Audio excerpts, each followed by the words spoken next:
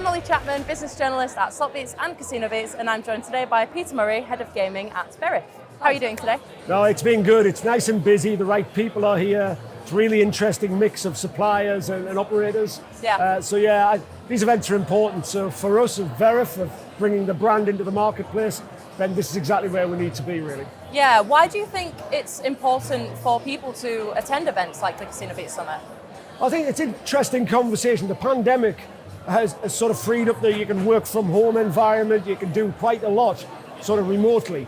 But ultimately, when you're face to face with clients and regulators and operators, that's where things get done. That's where you really make the connection. Yeah. So the opening up of the marketplace again is great for everybody. Yeah. But for us personally, being able to sit down one-on-one with people or mix at the networking events makes a difference to how we engage with our customers. So when Caroline Magford recently joined the group, it was said that Veriff was at a pivotal point in its history. How is this so?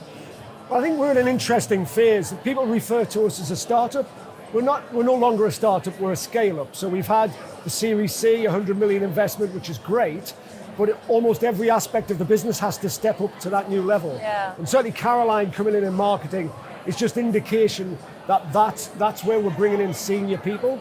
So we're taking the skills and experience we've got, but then if you bring in those people who can take us to the next level, and I think specifically in marketing, that's why Caroline's department's great for us, and certainly for the guys in revenue or product, then being able to pull all that together, deliver that message in those key marketplaces that we work in, it's a great appointment for us as a business. How can tech best tackle instances of people lying about their identity online? So I think that's really interesting, because I think previously, if you've gone back years, people always thought it was the human interaction that could do that. But ultimately, the volume of people we see, the ingenuity of the fraudsters nowadays, really only technology and the advancing technology and how that evolves over time can help. So it will never do everything, but what it will do, I think the best phrase is it will do the heavy lifting. So you'll be able to recognize a fraudulent document, and certainly in our space, which is about matching a government ID with your face, quite difficult to change a face, where it's quite easy to change your date of birth or your address and things like that. So it's really tying together that evolving data with the technology that will allow you to deliver it. So for me, it's a case of it allows for a much faster automated process, allowing your fraud department or other parts of the business to concentrate on maybe the last 5-10% where it's a bit more difficult. Yeah. So I think genuinely that's where the automation of that process really benefits the efficiencies of the companies we work with.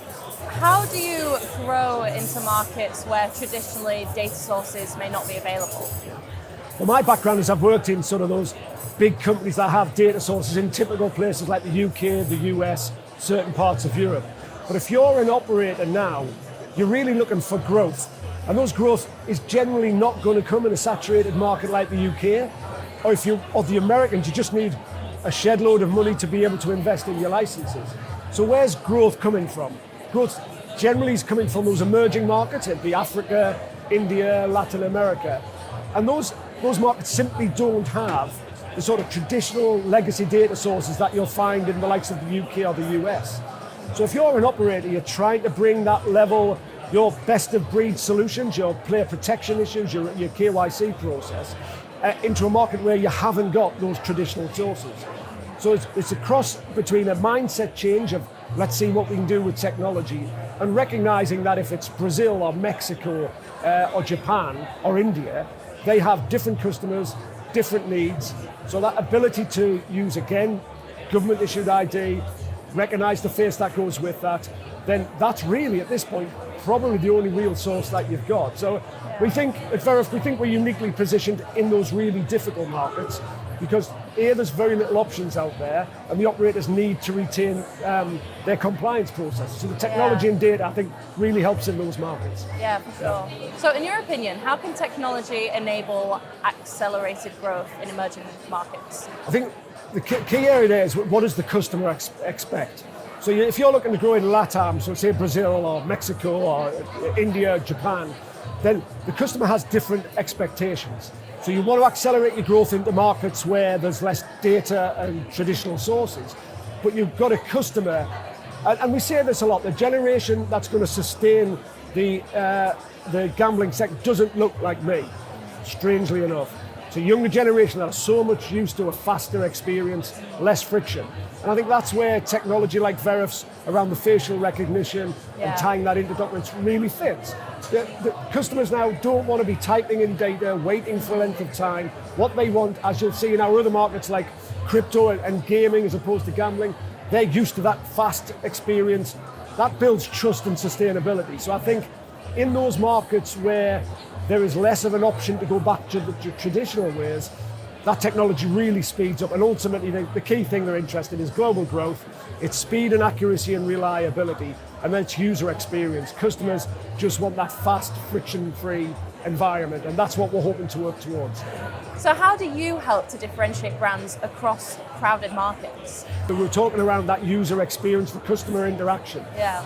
They want trust with the company they're dealing with, but they want speed and accuracy. So if you're trying to attract a customer where it is a crowded space, what's going to make the difference is how you engage with them.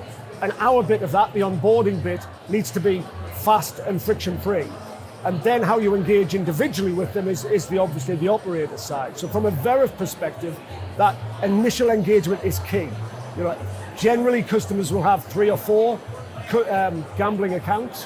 So you need to be the one that's just making that journey quicker and easier for them, while retaining your compliance needs. So I think that's where we sit. It's around the ability to reach as many people as possible, as quickly and as easily as they can. Well, thank you so much for your time today, and thank you so much for your insight as well. Absolute I appreciate pleasure. it a lot. It's been lovely speaking to you. Thank you very much. Thank you.